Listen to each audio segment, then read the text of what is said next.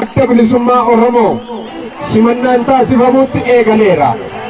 Godina Horroo Guduruu Wallaggaa magaalaa Shaambuu ilmaan Maccaa ijoolleen Tuulamaa ilmaan Jaawii haaba isaanii adda bilisummaa Oromoo simachuutti jiru. Haamilee tiisimatan haamilee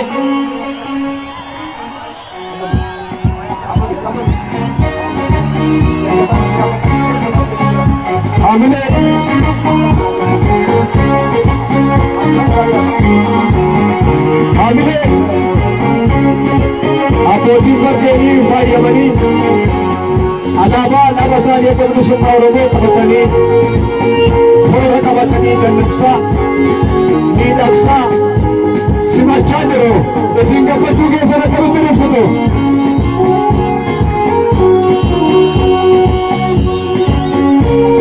Ilmaan Oromoo akkamitti simachaa?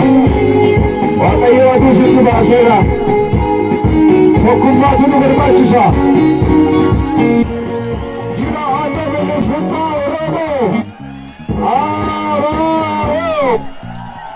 Jira adda bilisummaa Oromoo. ABO. Hamilee.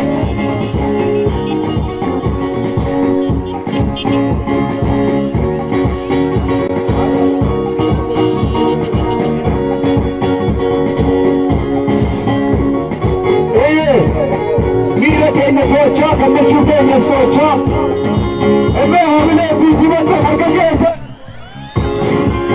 harka keessa ni nagaanu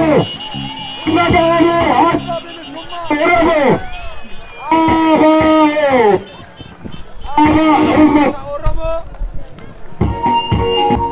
tole bakka jirtan sochiin hin barbaachisu. Sochiin kamiyyuu hin barbaachisu. Toora kanaa sochii ta'uun dheeroo duudhaabaa. Argo guddaa koota barbaadan akka mana eebuu guddaa akka qabne hundumti keenya beekna. Garuu gammachuun keenya sirni keenya miidhagaa kan nuuf ta'uu danda'u naamusaani. Kanaafuu sochiin asiin jiru nuuf dhabatu. Bakka jirtanitti haamilee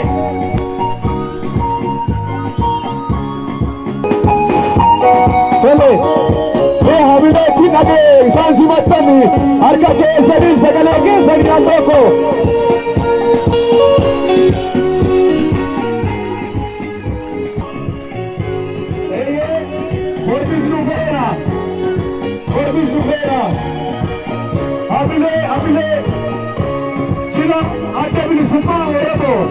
Jila adda bilisummaa Oromoo gumishanee adda bilisummaa Oromoo jaal gaashuu lammeessaa itti gaafatamaa jaarmiyaa siyaasaa adda bilisummaa Oromoo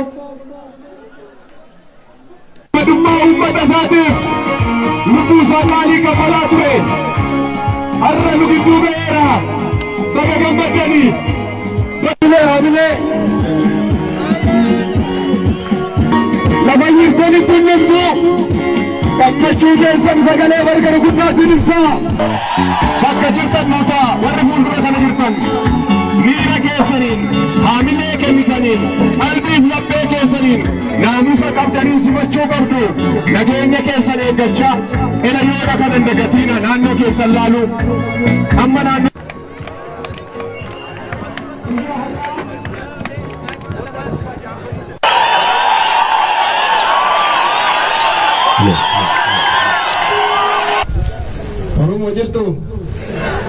Oromoo jirtu hortee abishee jirtu hortee bulluq jirtu dhugumayyuu ni jirtu.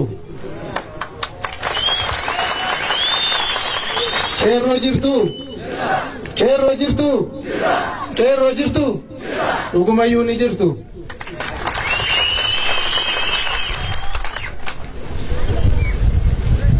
Waggaa dheeraa dura ture addi bilisummaa Oromoo waltajjii kanarra dhaabatee ka dubbate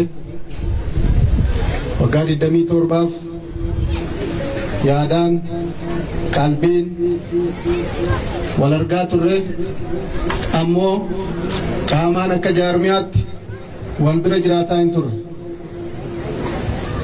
Baroota kana hunda ilmaan Oromoo bahaa madhiyaatti kaabaa makibbaatti walmaagala Oromiyaa guutuu keessatti dararaa irra gahaa ture isin hundi keessanuu ni beektu.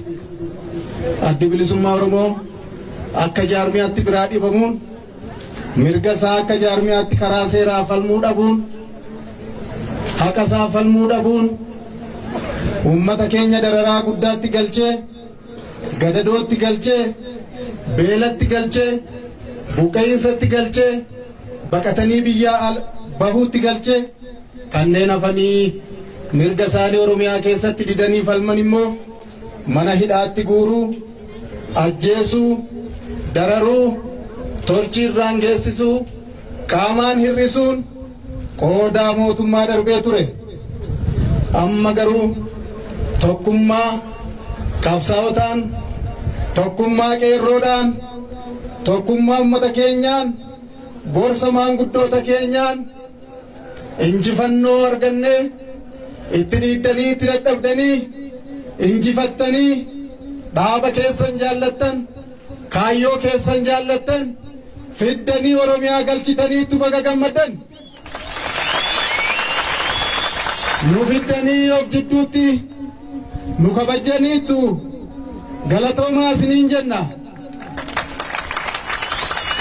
Addi bilisummaa Oromoos akkuma isin biyya keessaa qabsooftanii waggoota amma kana hin ciisne bu'aa ba'iilee hedduu darbee gufuuf gufaata hedduu darbee qabsoo walirraa hin cinne gaggeessaa dhawataan sharafaan injifannoo argataa sagalee isaas dhageessifataa waraana isaaf qeerroo jaarratee kunoo har'a Oromiyaa keessa jira.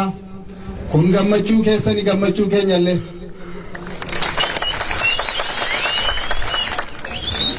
Baroota darban keessa ilmaan keenya biyya kana keessatti falman qabsoo hadhooftuu godhan dararaa isaan hin argiin hin jiru. Adda bilisummaa Oromootti maxxansuun maqaa hadheessuun ilmaan Oromoo nagaa bifa shororkeessitummaan shororkeessaa jechuun saboota biyya keenya keessa jiranii fi Oromiyaa irraa ollaa jiran waliin wal nu dhabsiisuuf ilmaan Oromoo akkuma jiruttis ta'e adda bilisummaa Oromoon dhiphoodha jechuun afaan isaaniitiinis xabbaaf jechuun gooxanyaanuun jechuun saboota wajjiin wal nu wal lolchiisuuf yookaan akeeka adda bilisummaa Oromoo akeeka bulbuu fakkeessuuf waan hin taane hin jiru. Garuu akeeki keenyi akeeki ilmaan Oromoos ta'e adda bilisummaa Oromoodha. Bilisummaaf walabummaa ta'uyyuu malee bilisummaan uummata Oromoo walabummaan uummata Oromoo bilisummaa uummata Oromoo Oromiyaa keessa jiraatan hundaati. Bilisummaa saboota Oromiyaa keessa jiraatan hundaati. Bilisummaa saboota ollaa keenya jiraatan hundaati. Nagaa argachuun Oromoo nagaa saboota hundaati. Walaba argachuun Oromoo walaba saboota hundaati. Akeeka saba kamittuu bu'u addi bilisummaa Oromoo kaayyoo isaarras ta'e sagantaa siyaasaa isaarra takkaa kaa'ateen beeku. Sanas ta'u kana diddanii isinis sana falmitanii adda bilisummaa Oromoof keessatti dabalattaniittu. Kana fuuldura addatti akka jaarmiyaan sirraa addaa baanuyyuu malee qofaa falmaa turtani. Amma immoo isin wajjin falminaa nu simattaniittu. Nu simattaniittu. Qeerroo nu simattaniittu. Qeerroo nu simattaniittu. Akeeka isa hafe bakkaan ga'uudhaaf kaayyoo keenya hafe bakkaan ga'uudhaaf tokkummaan qeerroo guddoo murteessaadha. Tokkummaan uummata keenyaa murteessaadha. Tokkummaan saba keenyaa murteessaadha. Kanarra darbee immoo tokkummaan jaarmota Oromoo hedduu murteessaadha. Tokkummaan qabsaa'ota Oromoo biyya keessas ta'e alarra jiran hunduu hedduu murteessaadha. Nutis mootummaa kana wajjin haasofne akka dhufne tokkummaan Oromoo waan hunda waan caaluuf dhimma Oromummaa irratti dhimma dantaa Oromoo irratti tokko taanee diina keenya akka falminu qabsoo hadhooftuu nu fuuldura jirtus ta'e qabsoo karaa nagaa nu fuuldura jiru akka injifannoon golboomnu walii galtee godhannee as jirra waan ta'eef jaarmoota kamiinuu wajjin ta'e tokkummaa horannee qabsoo isaa hafe bakkaan ga'uuf waadaa gallee jirra. Kanaaf simannaa keessaniif hedduu galatoomaa ulfaadhaa baay'ee galatoomaa isiniin jedha galatoomaa. Kabaja guddaan ulfaadhaa isaaniin jenna. Gamasana roobee qaba mana botoroodha. Gamanni fixeensa qaba mana botoroodha.